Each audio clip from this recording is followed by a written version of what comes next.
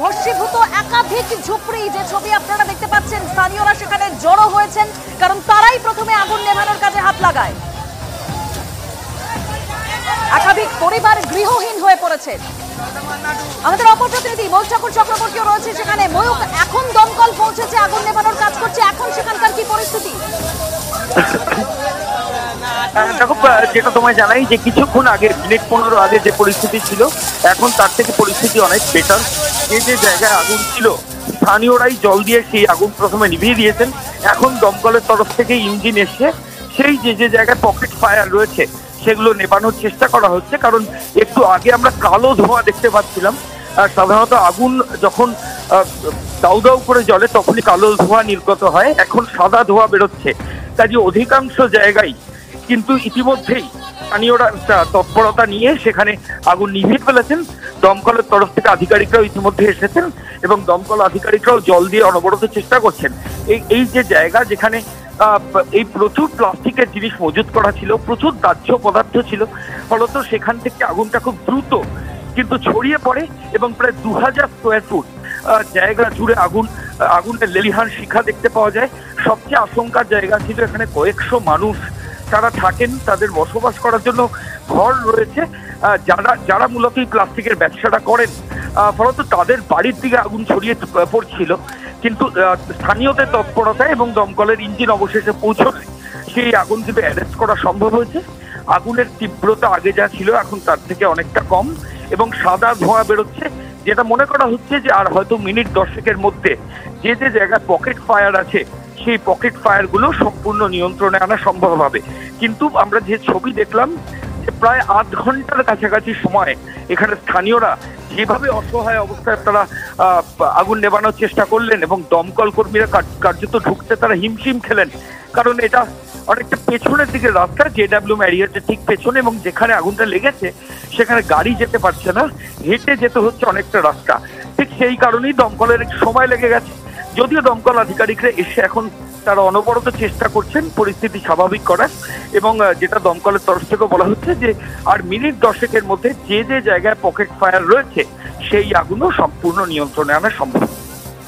বেশ ময়ূক, তুমি আমাদের সঙ্গে থাকো। এখনের ছবিটা আপনারা দেখতে পাচ্ছেন, আগুন কিছুটা নিয়ন্ত্রণে আনা সম্ভব হয়েছে। যেরকম আমাদের প্রতিনিধিও জানাচ্ছিলেন, জেডব্লিউ ম্যারিয়ট যে হোটেল, সেই হোটেলের পেছনের দিকে এই অংশ যেখানে দমকলকে ঢুকতে যথেষ্ট বেগ পেতে হয়, হিমশিম খেতে হয় দমকলকে ঢুকতে। তাই স্থানীয়রাই প্রথমে আগুন নেভানোর কাজে হাত লাগান।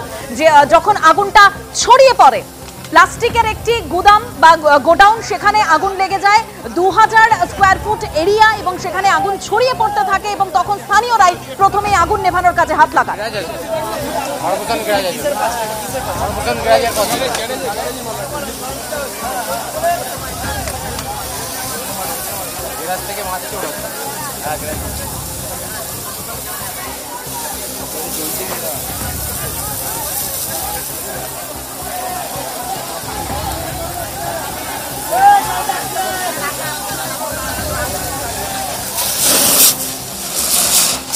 এই মুহূর্তে দমকলের তরফ থেকে আগুন নেভানোর কাজ চলছে। বাইপাসের ধারে একটি হোটেলের পিছনে প্লাস্টিকের গোডাউনে আগুন লাগে। দমকল বাহিনী আগুন নেভানোর চেষ্টা করছেন। কিছুক্ষণ আগে পরিস্থিতি ভয়াবহ আকার নিয়েছিল। পরিস্থিতি এতটাই ভয়াবহ হয়েছিল যে স্থানীয় বাসিন্দারা নিজেরা চেষ্টা করছিলেন কিন্তু নিয়ন্ত্রণ করতে পারছিলেন না। হিন্দুল অবশেষে দমকল বাহিনী আগুন নেভানোর কাজ চালাচ্ছে। একেবারে তোমাকে দেখাই, দমকল কর্মীরা কিন্তু ইতিমধ্যে ঘটনাস্থলে এসে পৌঁছেছেন। যে আগুনের ভয়াবহতা দেখে স্থানীয় মানুষজন তারাই প্রথমে বালতি দিয়ে জল নিয়ে এসে সেই আগুন নিয়ন্ত্রণে আনার চেষ্টা চালাচ্ছিলেন। অবশেষে দমকল কর্মীরা এসে পৌঁছেছেন, তারা আগুন নিয়ন্ত্রণে আনার চেষ্টা চালাচ্ছেন ঠিকই, কিন্তু তার পাশাপাশি স্থানীয় মানুষজন তারাও কিন্তু হাত লাগিয়েছেন এই আগুন নেভানোর জন্য।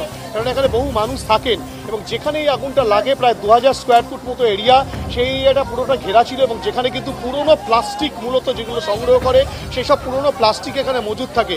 দাহ্য বস্তু এই প্লাস্টিক স্বাভাবিকভাবেই কিন্তু সহজেই আগুন দ্রুততার সঙ্গে ছড়িয়ে পড়ে এবং যেখানে আগুনটা লেগেছে সেখান থেকে সেইটা কিন্তু জায়গাটা প্রগতি ময়দান থানার অন্তর্গত জেডব্লিউ ম্যারিয়ট যে হোটেল রয়েছে ঠিক তার পিছন দিকের অংশ, মনসাতলা বলে জায়গাটির নাম, সেখানেই কিন্তু আগুনটা লাগে এবং সেই আগুন লাগার পর যেটা স্থানীয়রা বলছেন যে প্রথমে মিটার বক্সে তারা আগুন দেখতে পান এবং তারপরেই কিন্তু সেই মিটার বক্স থেকে আগুন দ্রুততার সঙ্গে ছড়িয়ে পড়ে।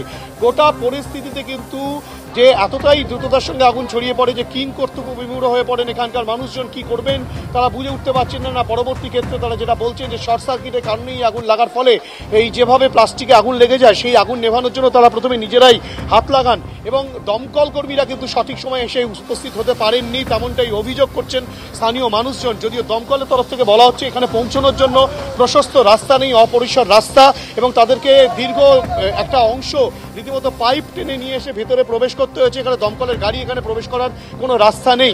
স্বাভাবিকভাবে দমকলকেও বেগ পেতে হচ্ছে কাজে, কিন্তু বর্তমান পরিস্থিতি যে ছবি অভিজিৎ দাস দেখাচ্ছে তাতে তুমি দেখতেই পাচ্ছ যে সাদা ধোঁয়া দেখা যাচ্ছে, অর্থাৎ কিনা আগুন নিয়ন্ত্রণে আসার পরে কিন্তু ঠিক এভাবেই সাদা ধোঁয়া বেরোয়।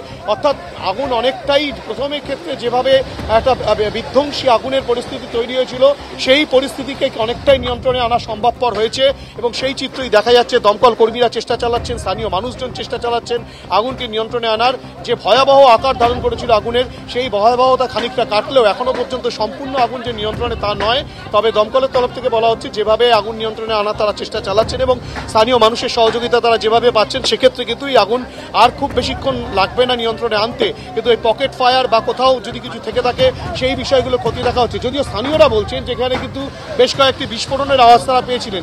কি ফেটেছিল বা কি ধরনের কি কারণে বিস্ফোরণ সেটা এখনো পর্যন্ত স্পষ্ট নয়। পাশে একটি পাঁচিল রয়েছে, এটা উঁচু দেওয়াল যেটাতে কাঁটা তার দিয়ে বেড়া দেওয়া রয়েছে, সেই তার পাশেই কিন্তু এই ঝুপড়ি অংশটা ছিল। সেই ঝুপড়ির ভেতরে আগুন লাগে যেখানে প্রচুর পুরনো প্লাস্টিক একসাথে মজুত করা ছিল। সেই পুরনো প্লাস্টিকের মধ্যেই আগুনটা ছড়িয়ে পড়ে। আগুনটা ছড়ায় কিভাবে?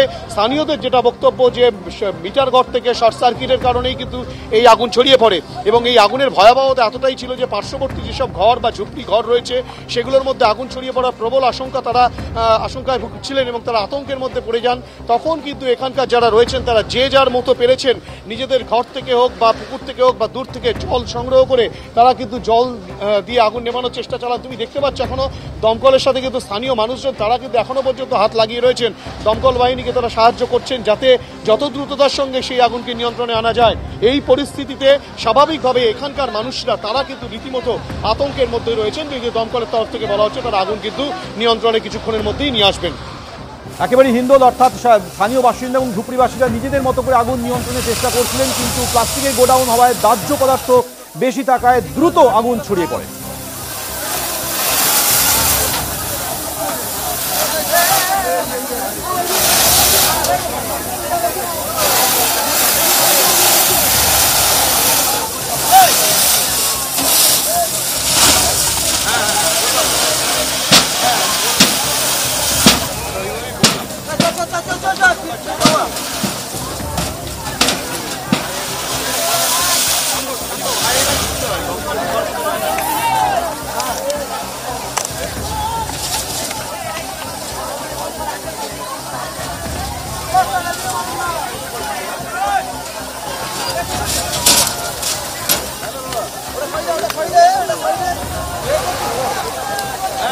করছি